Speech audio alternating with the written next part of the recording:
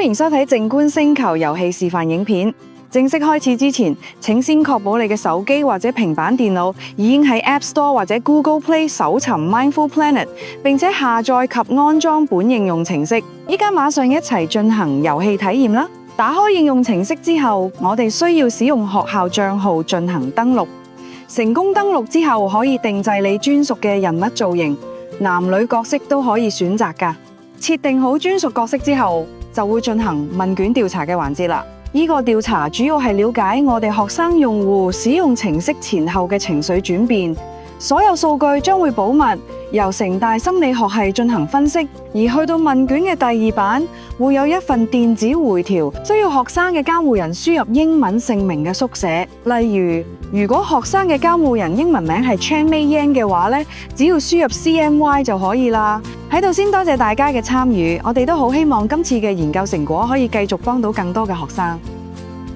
問卷總共分為3個部分，需時大概5到10分鐘就完成㗎啦。根據真實情況，如實回應問卷嘅問題就搞掂啦。然後就正式進入遊戲場景以及基本教學，而且咧遊戲亦都設有治癒嘅背景音樂添㗎。記得要解除手機嘅靜音模式啦。行到白色熊仔查理面前，就會見到屏幕右邊出現一個對話按鈕，點按一下就可以馬上觸發劇情對話。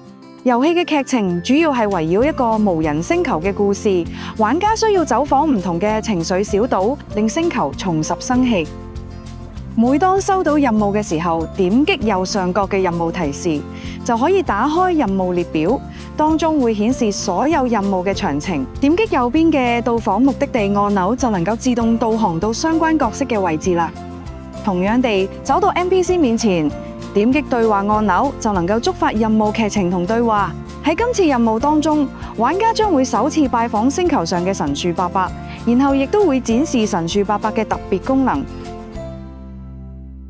其中一個有趣嘅功能咧，係對住神樹伯伯嘅樹窿，玩家可以記錄每日嘅心情日誌㗎，將每日嘅唔同情緒盡情抒發，交俾神樹伯伯託管。無論心情係好定壞，都能夠獲得神樹伯伯嘅祝福同回應。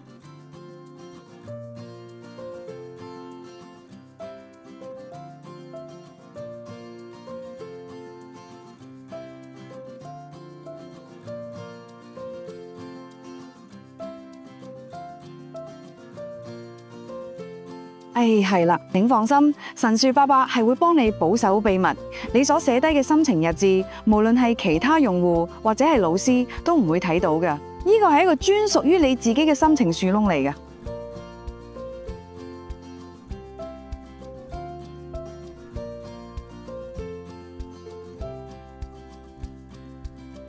而神樹伯伯亦都會每日送你一個心情御守，將最好嘅祝福留俾你。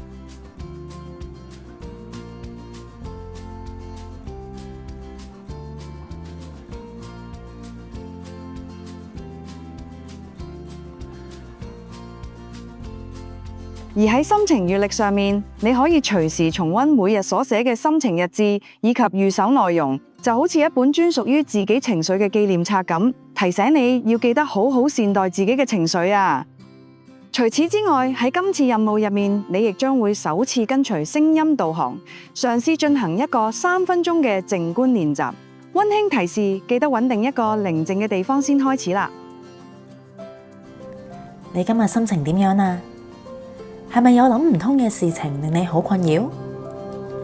如果你有呢種情緒，請你揾一個位置，等自己舒服咁樣坐低，合埋眼睛，等我哋一齊聆聽自己。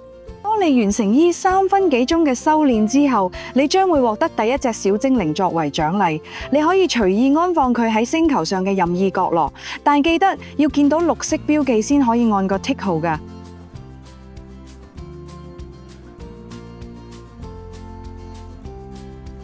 噔噔，你嘅第一隻小精靈成功降落星球啦！今日嘅劇情任務已經暫告一段落啦，而你亦都透過任務獲得咗星球能量。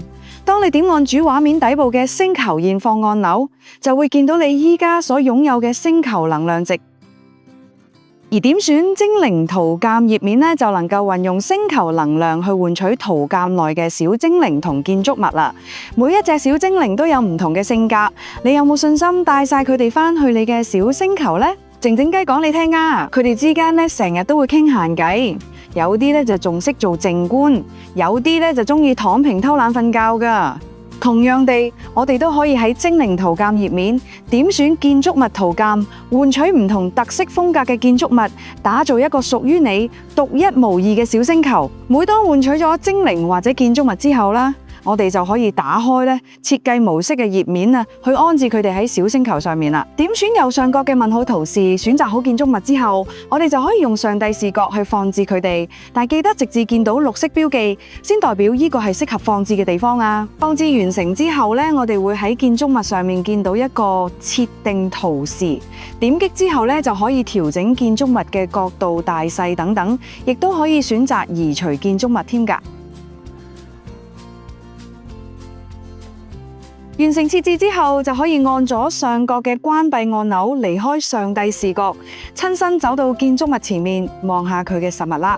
呢個時候，不如我哋都睇埋剩低未提及過嘅小功能啦。同樣喺頭先嘅星球現況選單上面咧，其實仲有一個叫正念資源嘅頁面，放住唔同嘅靜觀練習聲音導航啦，方便學生隨時重溫，甚至可以按住當下嘅心情去選擇相應嘅錄音添㗎。而如果喺底部選單列上面選擇最左邊嘅星球任務按鈕，就可以打開返任務列表，檢視返已經收到嘅任務啦。而中間嘅遊戲設定按鈕就可以俾玩家設定唔同嘅畫面質素。如果你玩起上嚟覺得遊戲唔太順暢，不妨調低一下畫質啊，會好好多㗎。今次講住咁多先，我哋下一條片再見啊！祝你E6星期嘅靜觀之旅旅途愉快。